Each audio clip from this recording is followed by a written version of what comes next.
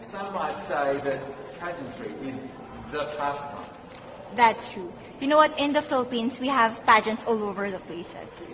Yes, we have pageants in the barangay, in school, national, local. That's why we really love Miss Universe. It's like it's giving pride and putting the Philippines back on the pedestal. That's why there's an added pressure as a candidate coming from a pageant-loving country. But it's a good pressure. I always look up to our former Miss Universe Philippines. They really did well in the competition.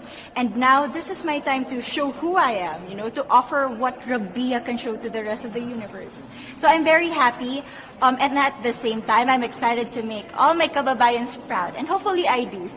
Why do you think it is that the Philippines love pageants? They have appreciation for beauty. We do love pageant because we used to think that we wanted to be included in the world, I have to be honest, in the Philippines, my skin color used to be not the standard of beauty. I was obsessed whitening my skin because these are the kinds of beauty queen we see on the mainstream. But things were different now. That's why I'm very proud to be a morena. In the Philippines, we call it morena. It's brown skin girl. And to be able to represent, my color, my identity as a true Filipina. Tell me about your journey to being crowned Miss Philippines. In a world that, in a country, I should say, that loves pageants. That must have been a very intense process. Tell me about, your journey to being Miss Philippines. Well, my journey was crazy. You know what? I started to be a dark horse. Nobody noticed me. Nobody knows I was in the competition up until the preliminary and the coronation night. And when I won, I received different comments. Of course, there were people who didn't expect me to do well, who think that I cheated. That's why I need to redeem myself in Miss Universe. I really need to do well in this competition. And the thing is, I love pressure. I love criticism. I get better every day with that. You tell me I cannot do that, I turn to you and I'm going to say that, no, I can do it for myself. Good for you. So how does it feel then to be on the global stage? How do you feel to be here in this moment, right now? It's crazy, but I'm overwhelmed with the support, not just from the Filipino community, but also from Thailand, Latin countries who do appreciate me as a candidate, as a person. It motivates me that I am beautiful. I can offer so much in this world. And when somebody believes in you, it gives you that extra energy to really do well and perform well. Do you have a sense with the girls, all of the girls competing, you're competing, but is there a sense of camaraderie with all of the girls? Is there a real spirit to, sort of motivate each other to do better?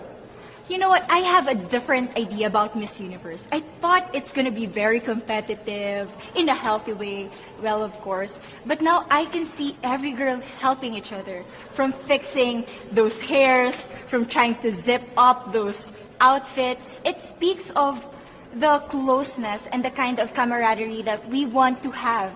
The goal of Miss Universe is not just to crown one girl, but also to build a genuine and long-lasting friendships among us. Would you say within the Miss Universe world, the contestants, is there a sisterhood? Are you sisters? There is sisterhood. I can say I was able to talk to different representatives from different backgrounds, different cultures. And despite our differences, there's so much to be highlighted in what binds us together.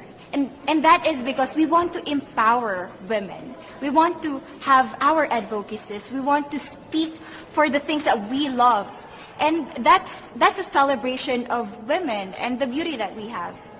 So coming out of this week, obviously you would love to be crowned Miss Universe. Of course. And that would be wonderful, of course, for any of you. But what else will you take out of this week? What do you think you will feel at the end of this week, regardless of the result? How will you be a different person? It's the growth and the development that I was able to have during preparing for this training. I will be honest, there was a moment that I lost my identity. because I was put under pressure. I was in that position in which I feel like I'm not good enough. I'm not a good representative of my country, but I was able to bounce back stronger. And if I was able to do that for Miss Universe, I will be able to do that in life. That is my greatest takeaway from Miss Universe. Okay, so the Philippines have a huge amount of fans. Yes. I want you to give us a little bit of a message to the fans here and at home. But send a message. What would you say to all the fans in the Philippines?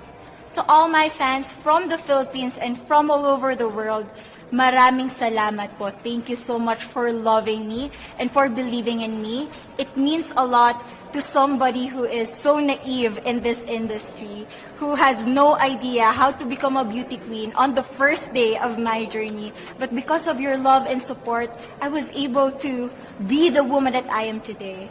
And regardless of the result, I may or I may not win the crown, but one thing is for sure, I'm gonna make you all proud.